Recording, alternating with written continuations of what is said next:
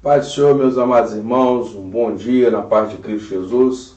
É uma alegria para nós estarmos nesta manhã aqui no Gabinete Pastoral da Assembleia de Deus Central Itaocara, onde nós estaremos estudando a 7ª lição do dia 17 de maio de 2020. Nós estamos estudando a revista A Igreja Eleita e o título da nossa lição de hoje é Cristo é a reconciliação com Deus. Na lição passada nós estudamos a lição número 6, nós estudamos a condição do gentio sem Deus.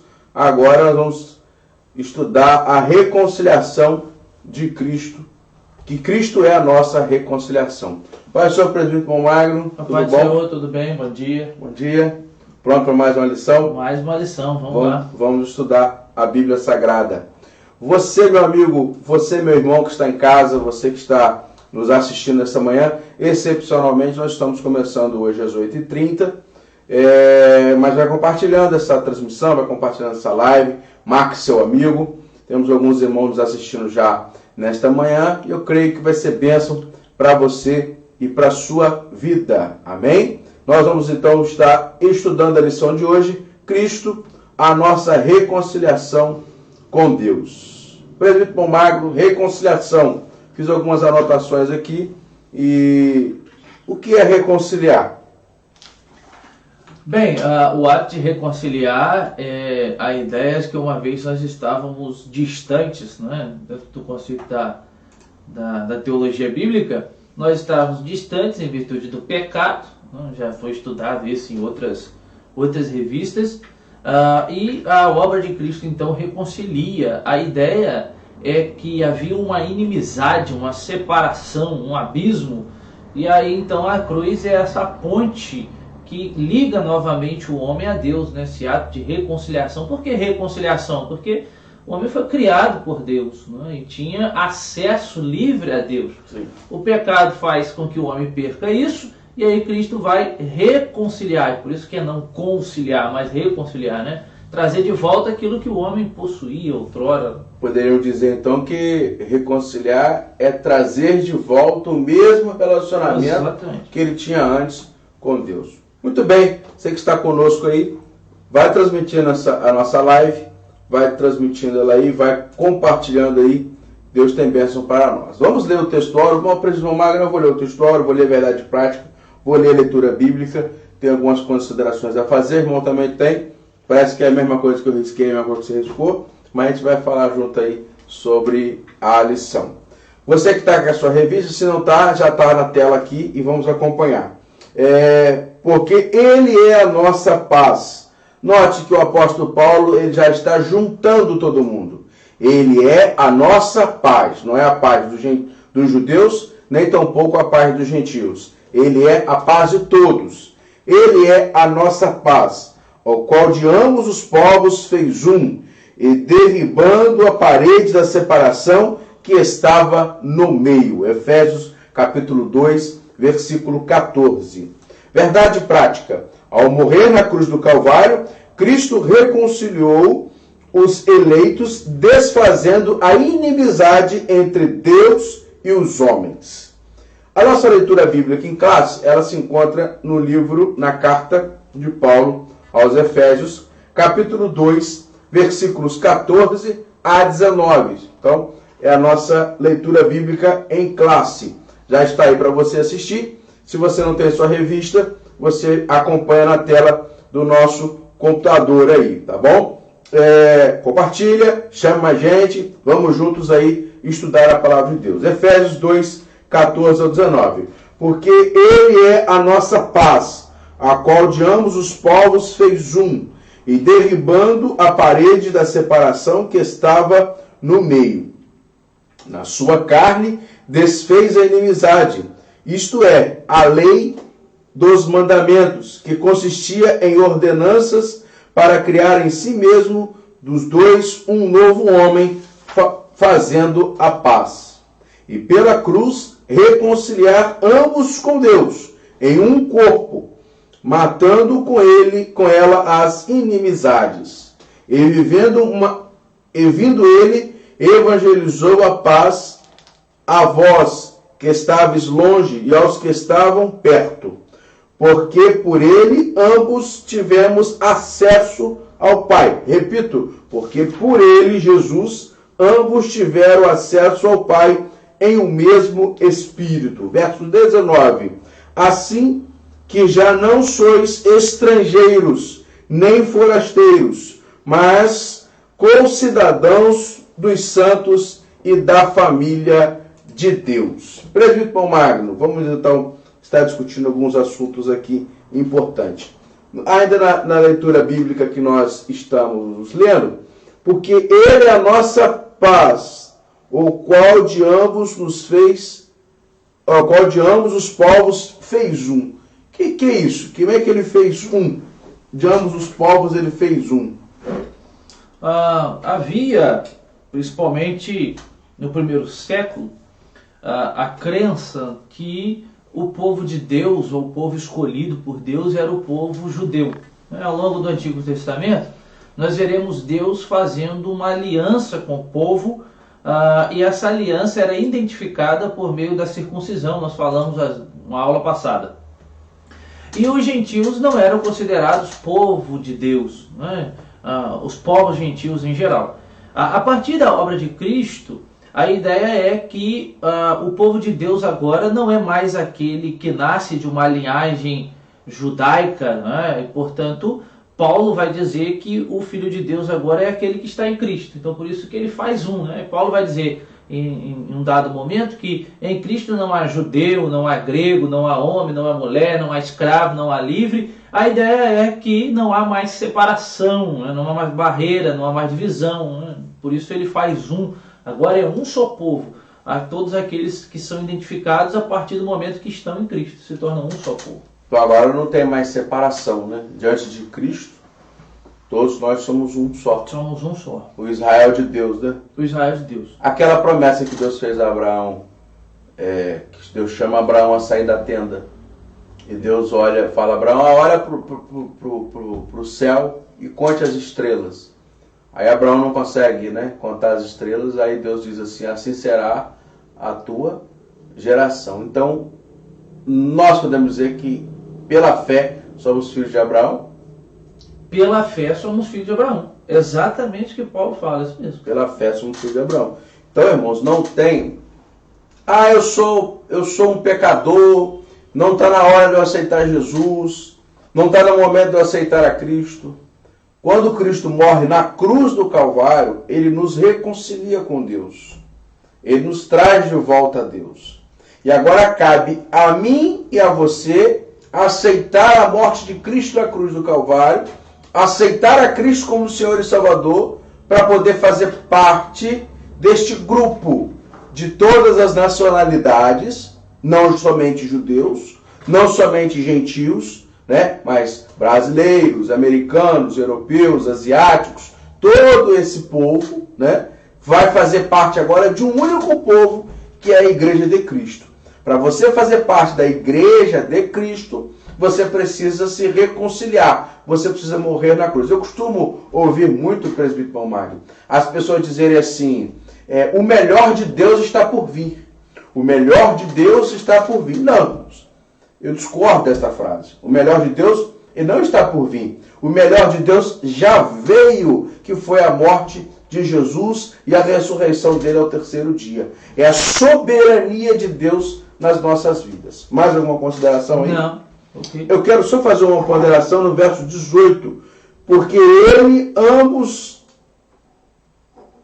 por ele ambos temos acesso ao Pai e o mesmo Espírito. Isso fala de unidade, né? Isso fala de unidade. Então, quando Cristo nos reconciliou, ele traz a unidade. A igreja ela é unida, tá? Ela está unida no corpo, e esse corpo maravilhoso que é a igreja de Cristo Jesus. Amém? Vamos então passar para a nossa introdução. E eu grifei ali uma parte da nossa introdução. Nós vamos ler essa parte que nós grifamos e iremos apenas comentar essa parte para ser mais objetivo na nossa aula. A introdução aí, no versículo 13, Paulo usa a expressão adversativa mas agora, para indicar que algo aconteceu e alterou a situação dos gentios. Então, no versículo 13, Paulo usou essa expressão adversativa, mas agora. Aí eu quero chamar a atenção dos amados irmãos do ponto central da cruz, o ponto central da nossa revista.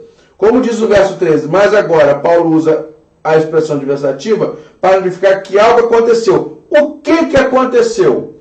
Foi na cruz que Cristo desfez a inimizade entre Deus e o homem. Foi na cruz que Deus desfez a inimizade entre Deus e o homem. O que é religião? O que é religião? Às vezes você fala assim, eu tenho a minha religião. Meu avô nasceu nessa religião, meu pai nasceu nessa religião, eu nasci nessa religião e vou morrer nessa religião. Mas você nem sabe o que é religião. O Magno aí, nosso agora mestre Magno, vai estar nos dizendo o que é religião.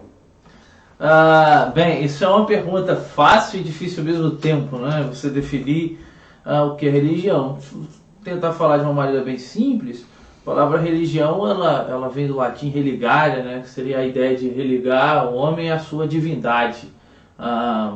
Enfim, por isso há inúmeras religiões, né? Porque as mais diversas religiões elas tentam religar o homem à sua divindade, mas a diferença do que a gente fala de religião para a pessoa de Cristo é que a religião, de maneira muito genérica, muito geral, vai buscar religar esse homem à sua divindade, né?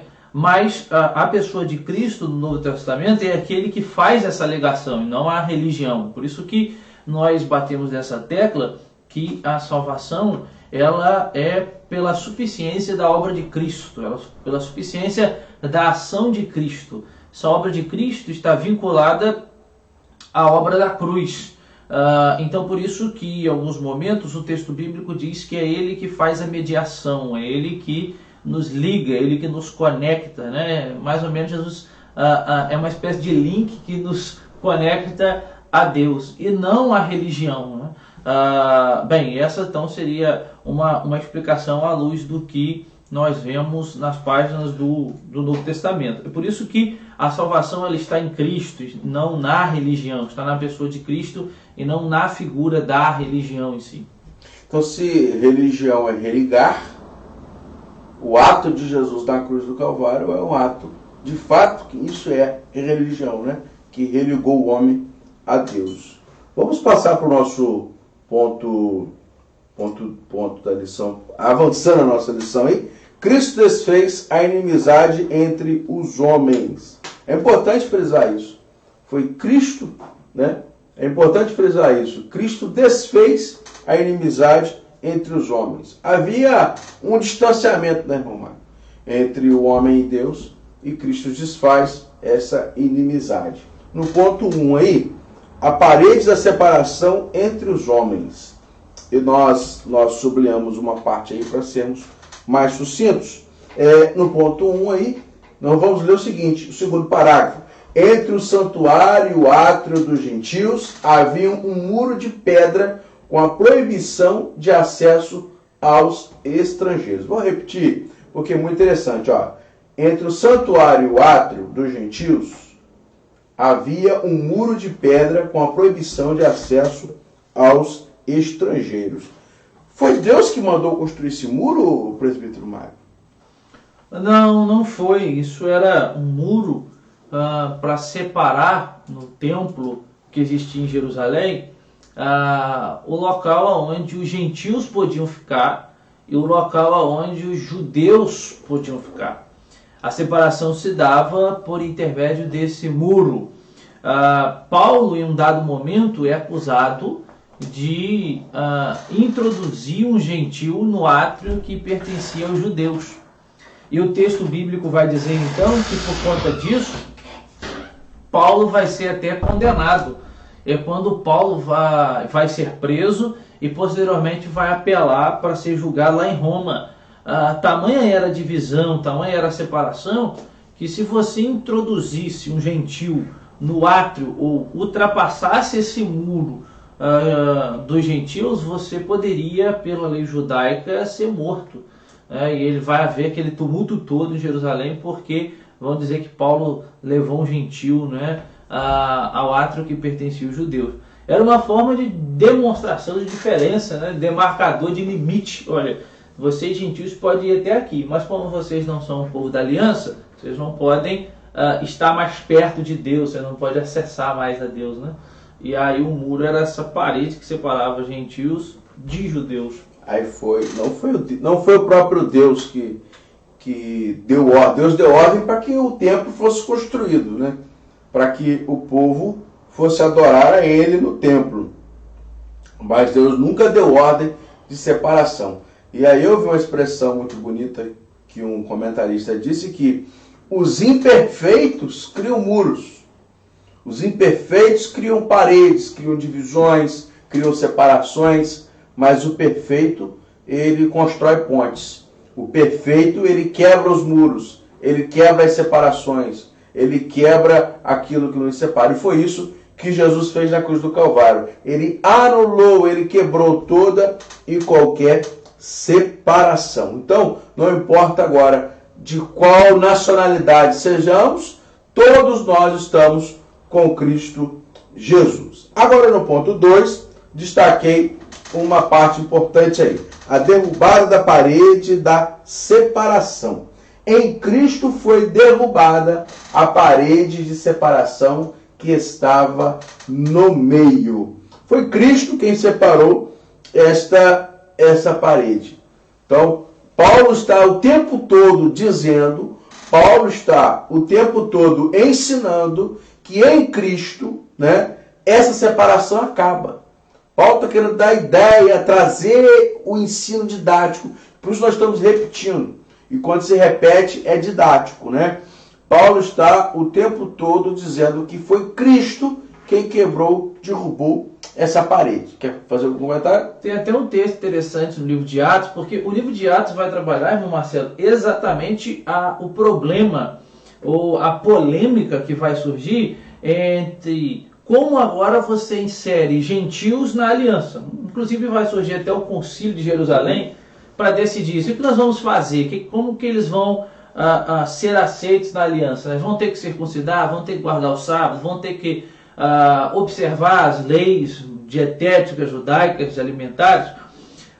Inclusive, Paulo, em um dado momento, chega a resistir Pedro. Ele fala isso em Gálatas. Olha, eu tive que resistir a Pedro na sua face. Porque a ideia é que, em um dado momento, Deus envia Pedro à casa de Cornélio. Cornélio era um gentil. E Pedro, então, se sente na dificuldade de comer aqueles animais que eram comidos ali, né? Porque era inadmissível se conceber a ideia de um judeu comer na mesa de um gentil. O gentil, ele era absurdamente desprezado pelo judeu. E aí Pedro vai até a casa de Cornélio, e aí quando chega lá ele tem aquela espécie de visão em que um lençol se descortina, e inúmeros animais impuros, imundos na lei judaica se apresentam. E aí Deus diz a Pedro, come esses animais aí, Pedro. E Pedro resiste, ele diz, come, Pedro. E aí Pedro, não posso comer animal imundo. E aí diz, o que eu santifiquei não é imundo. E aí a ideia é que Pedro, em um dado momento, come com os judeus, mas depois, em Jerusalém, quando ele vê, come com os gentios, melhor dizendo, mas em Jerusalém, quando ele vê a pressão que os judeus estão fazendo para que haja essa separação entre gentios e judeus, Pedro meio que fica do lado dos judeus.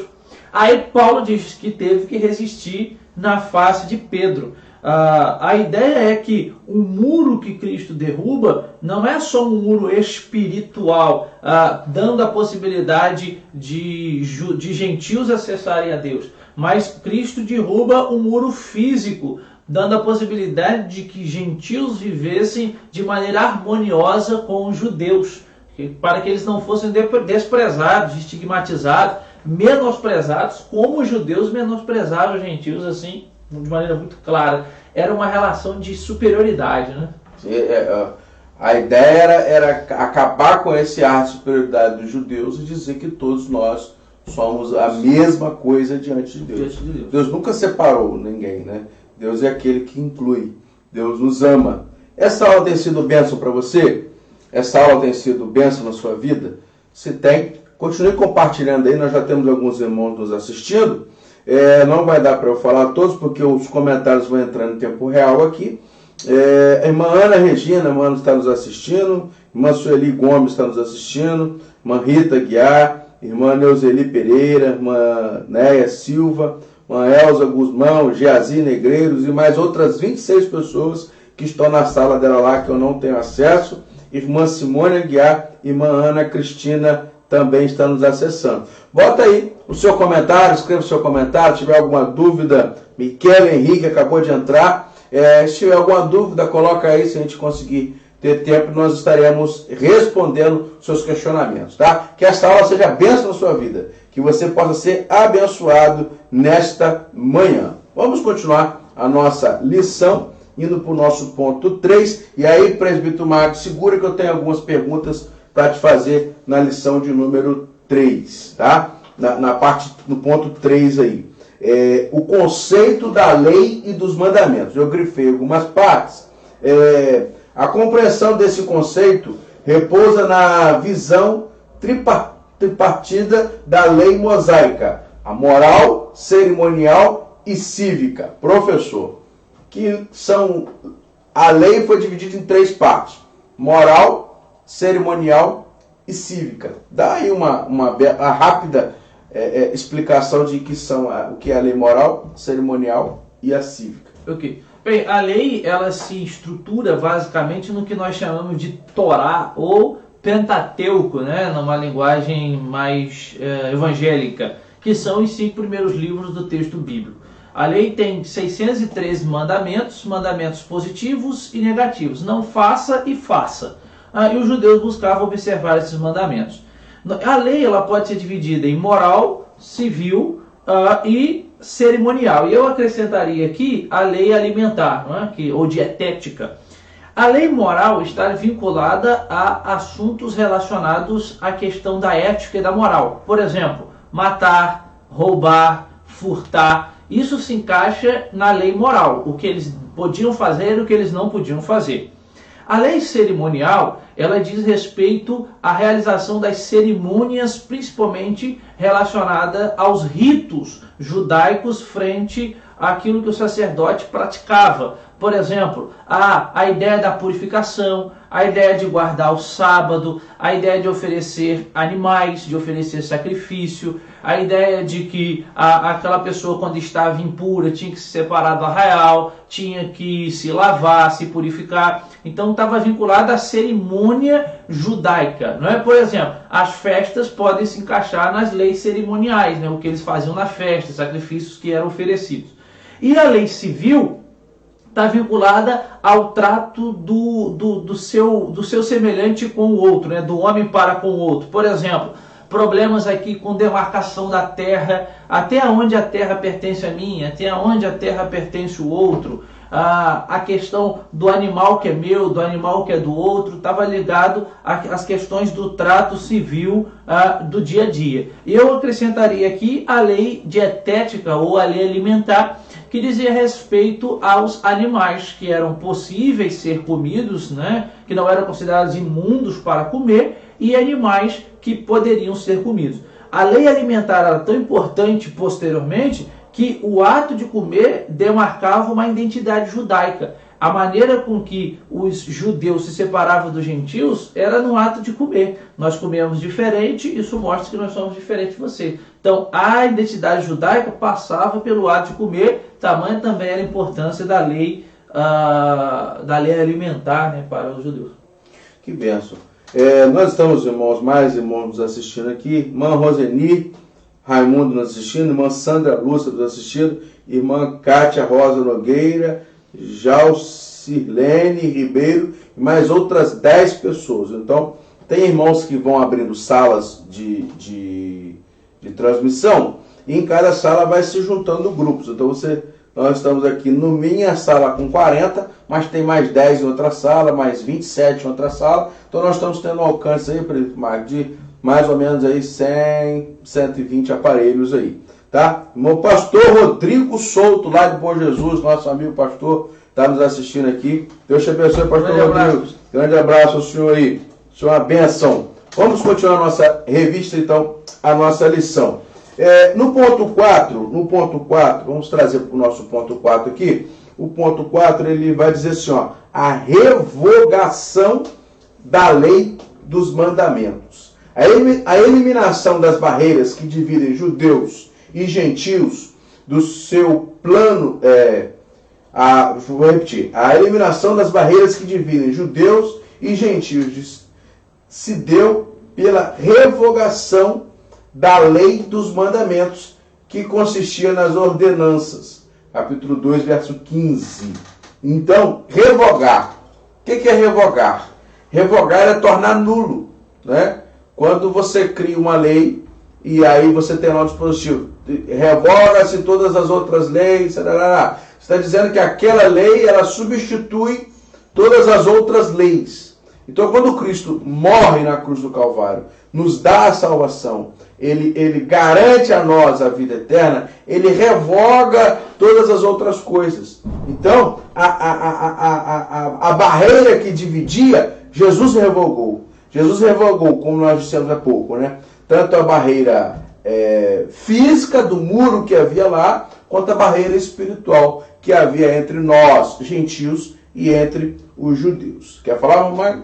Não, acho que a ideia é que Cristo ele cumpre a lei, né? E, portanto, através do cumprimento da lei, Cristo nos dá acesso ao Pai. Era impossível ao homem cumprir a lei, né? Os seus preceitos, era impossível.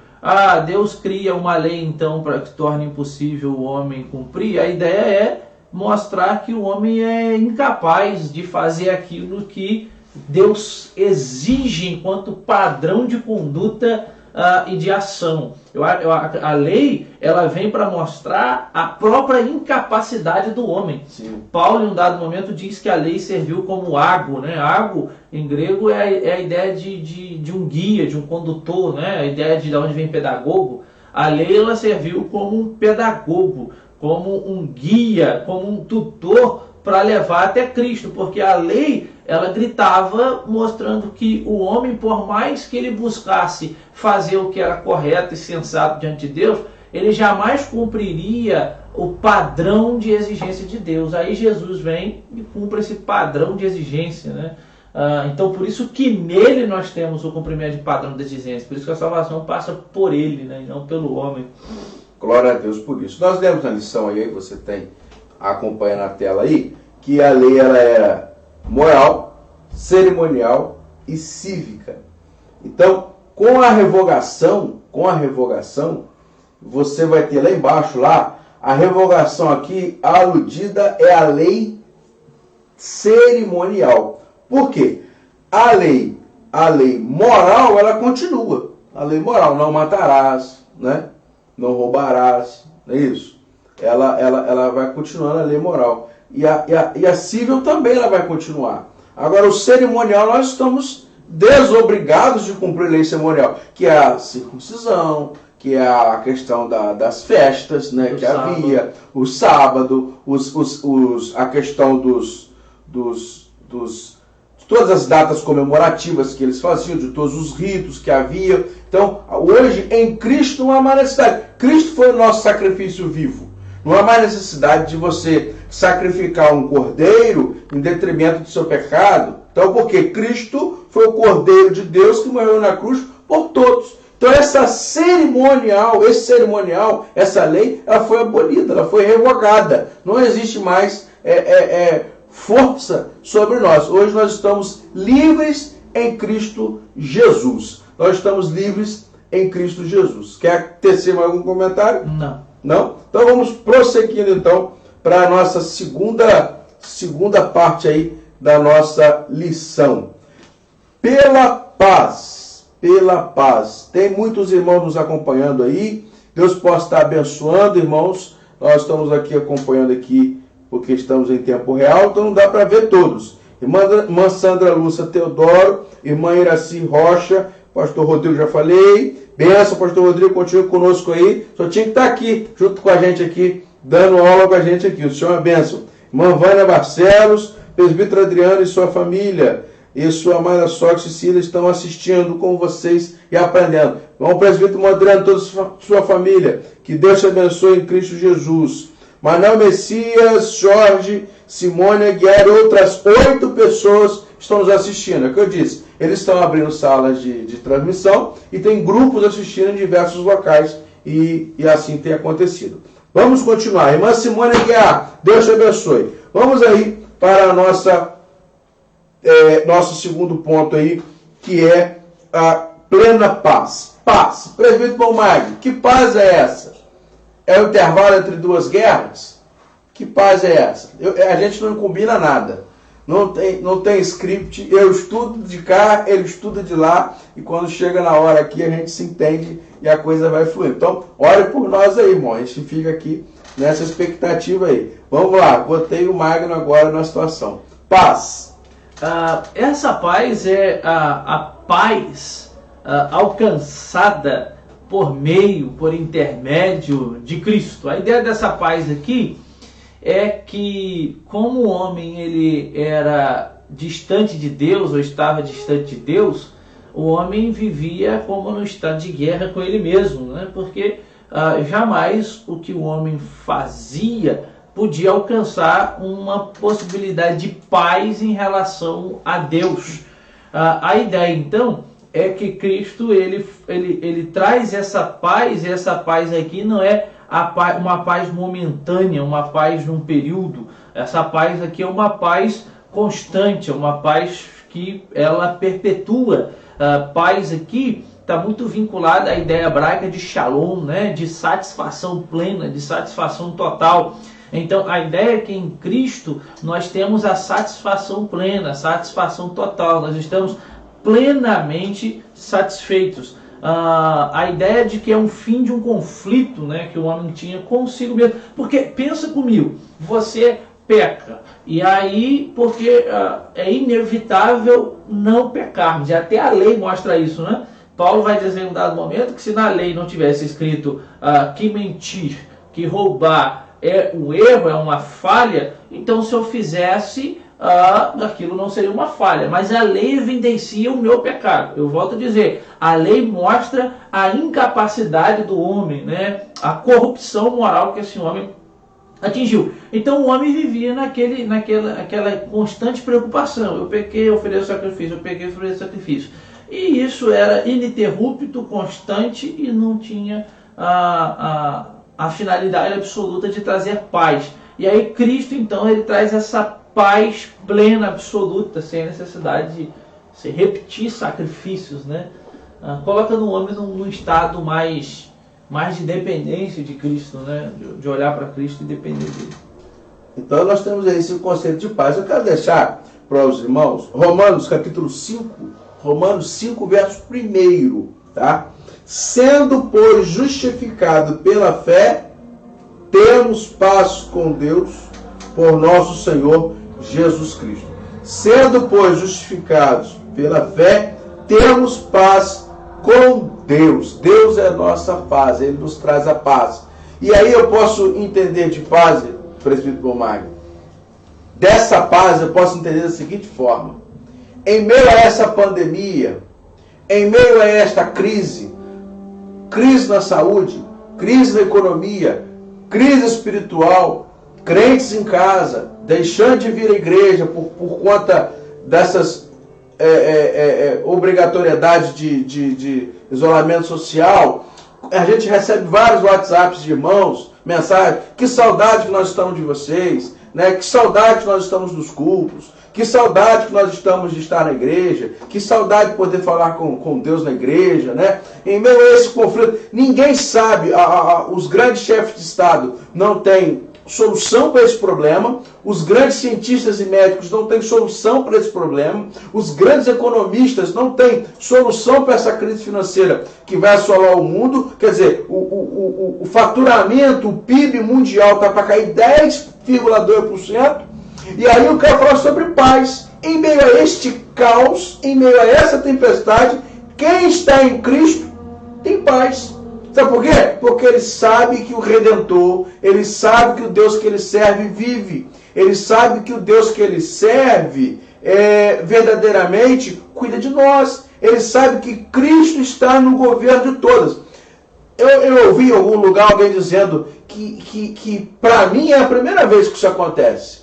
É a primeira vez que eu, Marcelo, testemunho, aconteceu há 103 anos atrás, uma pandemia parecida com essa. Mas para mim é a primeira vez. Talvez para você, ou com toda certeza para você que está nos assistindo, é a primeira vez em que o homem perde o controle da história. Mas para Deus não é a primeira vez, não. Houve várias e várias outras situações em que o homem perdeu o controle da história, da situação, ou em que o homem perdeu as rédeas da situação e Deus conduziu e Deus preparou uma saída. Você crê que Deus está preparando uma saída para mim, para você? Então tenha paz, confia nele, porque é essa paz que nos traz tranquilidade, é essa paz que nos faz levantar e ir e viver, correr atrás, é essa paz que nos faz servir a Deus. Essa paz que conseguimos ter em meio às lutas, em meio às dificuldades. Eu descanso em Cristo porque tenho paz, embora tudo pareça difícil, eu descanso nele. Amém, irmão Mário? Vamos continuar aqui no nosso ponto 2. Do ponto 2, Cristo é o motivo da nossa paz. Cristo é o motivo da nossa paz. Isso implica o conceito de comunhão espiritual, ou seja, Cristo habita em nós, sendo Ele mesmo a nossa paz. Vamos lá? É Ele mesmo a nossa paz. Então, não é uma paz, Ele é a paz. Não é isso? Sim. Essa semana eu tive possibilidade de ler, na verdade de ouvir um audiobook publicado pela editora Fiel, escrito por John Piper, que é Coronavírus e Cristo. Até publiquei no grupo dos obreiros aqui da igreja. No livro, o Piper tenta fazer uma análise, né, da questão atual e relacionada à questão da soberania de Deus, mas há um momento em que o Piper trabalha a ideia da fé. E aí o Piper afirma que a fé bíblica não é um salto no escuro, mas é uma espécie de um salto a Cristo, um fundamento firme, sólido.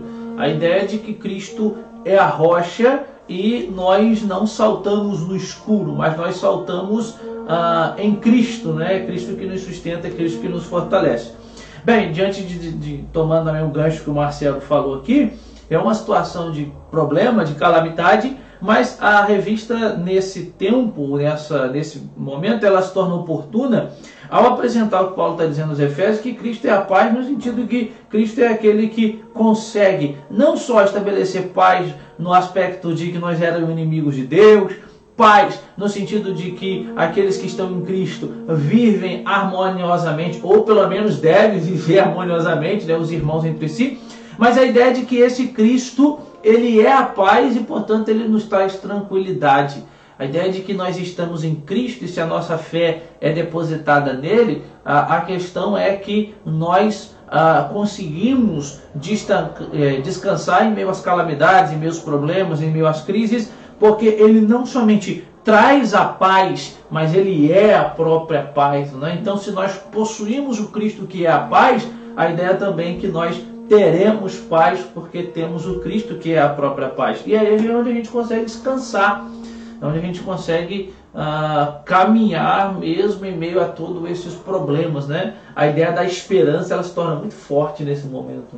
Eu estava conversando mais cedo, antes de subirmos aqui para o gabinete pastoral, do papel decisivo, né, presbítero Marco, após a pandemia que a humanidade está chamando de nova normalidade, né, o papel fundamental que a igreja vai ter em receber esse povo.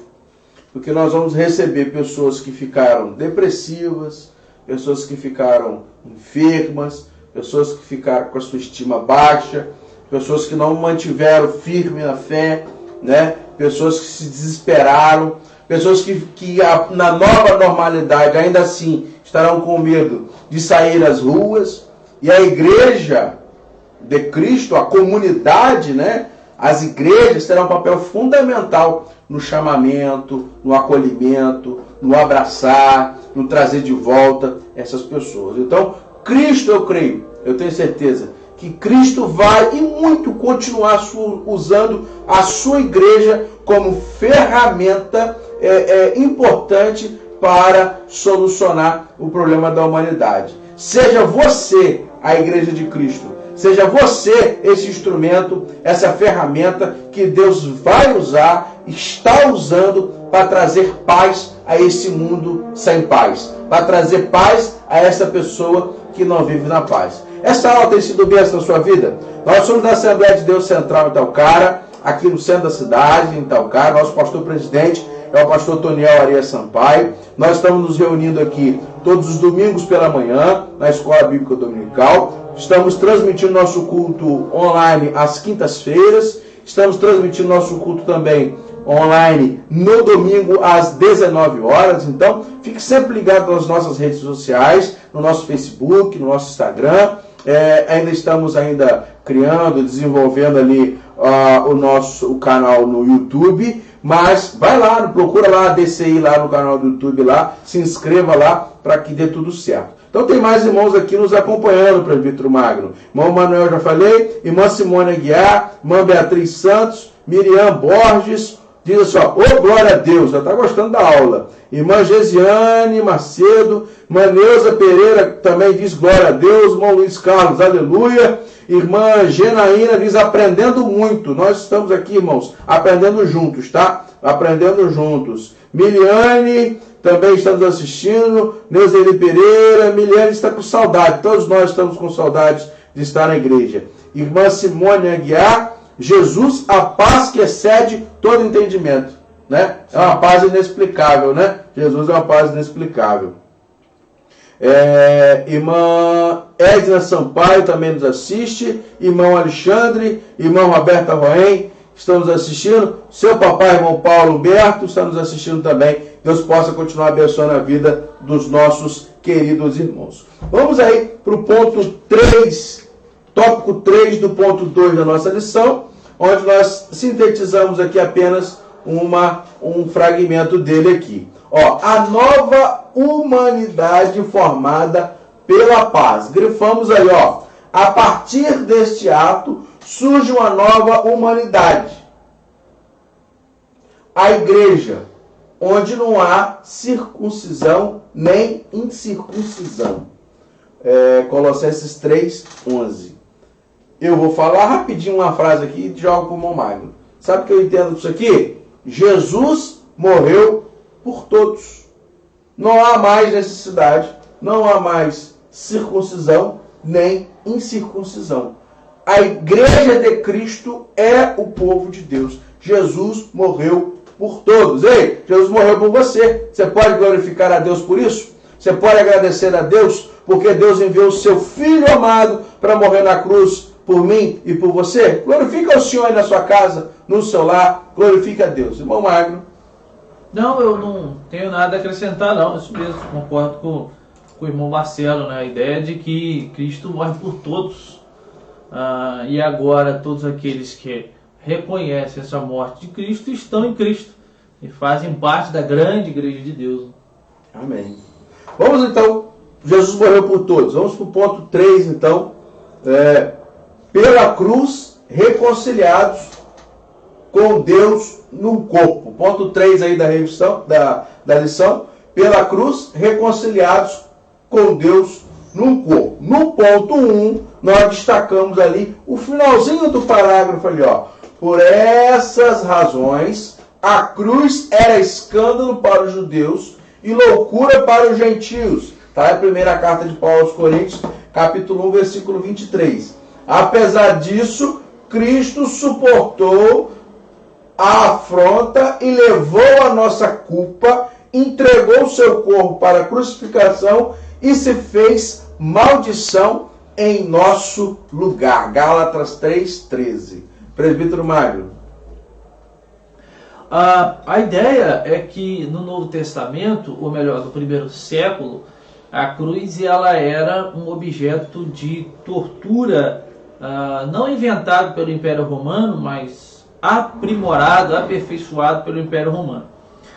Para um romano, não era qualquer pessoa que morria na cruz. Por exemplo, um cidadão romano não podia morrer na cruz. Eu não sei se o que eu vou dizer é honrado, né?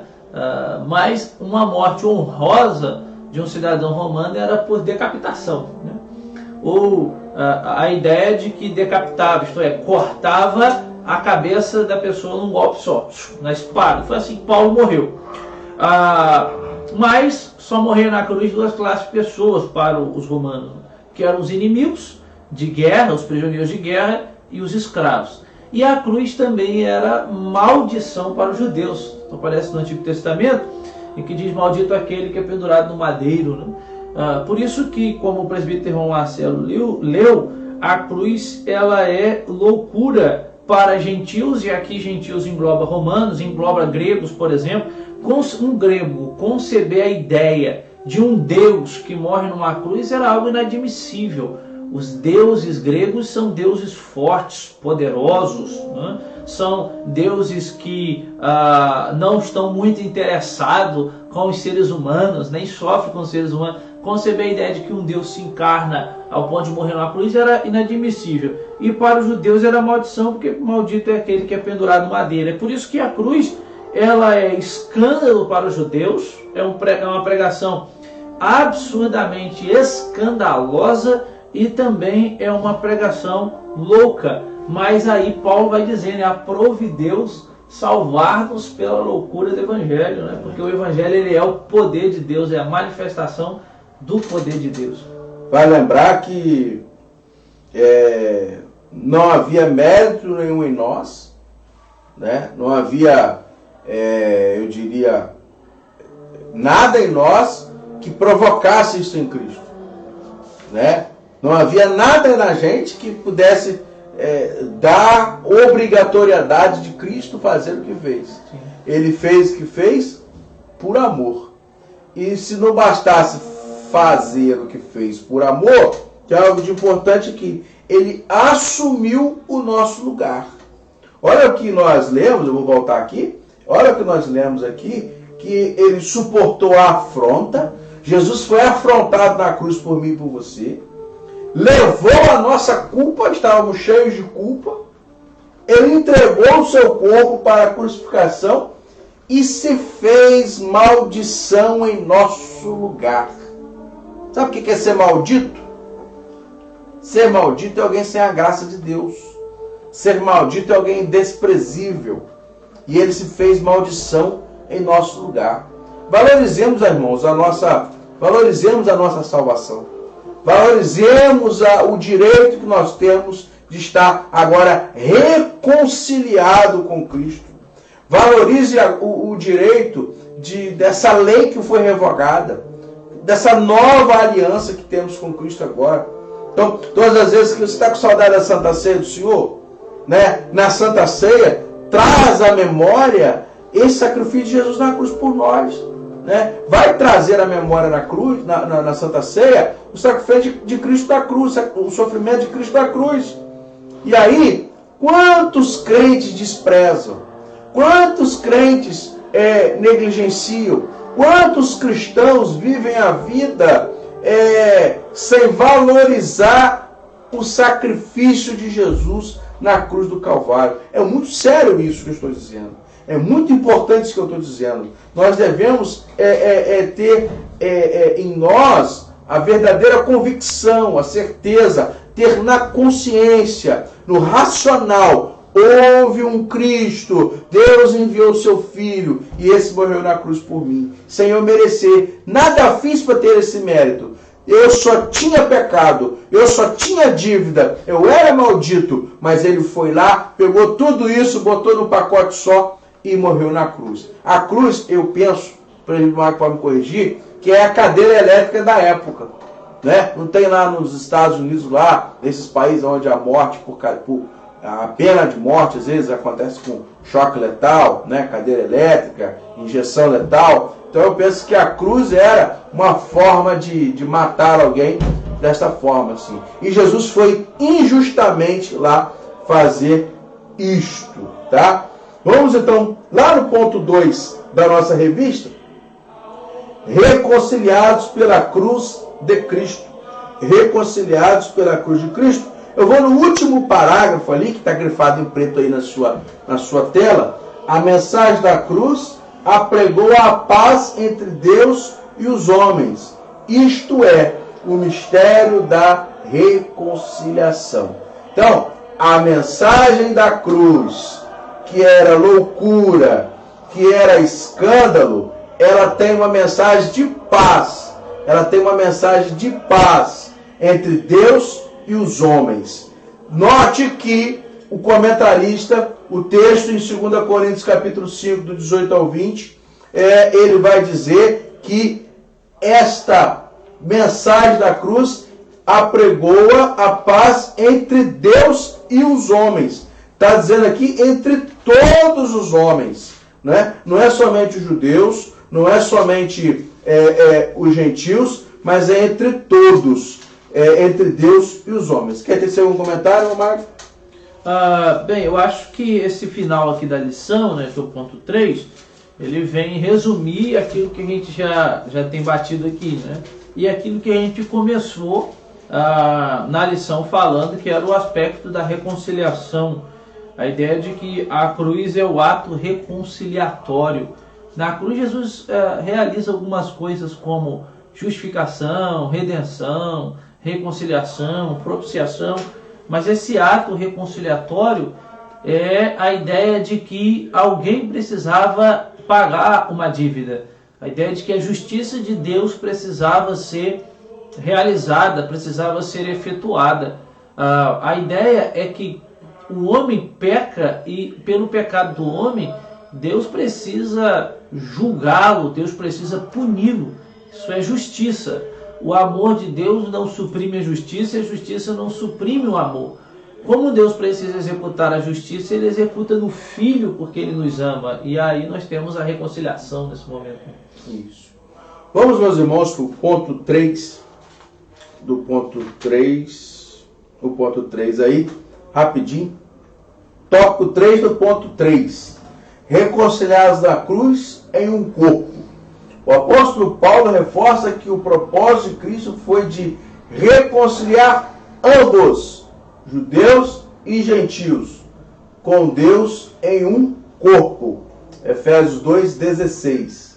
No versículo 14, o destaque era a inimizade horizontal, quer dizer, entre judeus e gentios, de forma que a reconciliação deve ser duplamente compreendida. Então, quando Deus reconcilia, quando Paulo está dizendo aqui que a inimizade, a reconciliação acontece de forma horizontal, dá a entender que ela também foi de forma vertical. Então, a reconciliação primeiro acontece de forma vertical entre Deus e o homem. Quando Deus se reconcilia com o homem,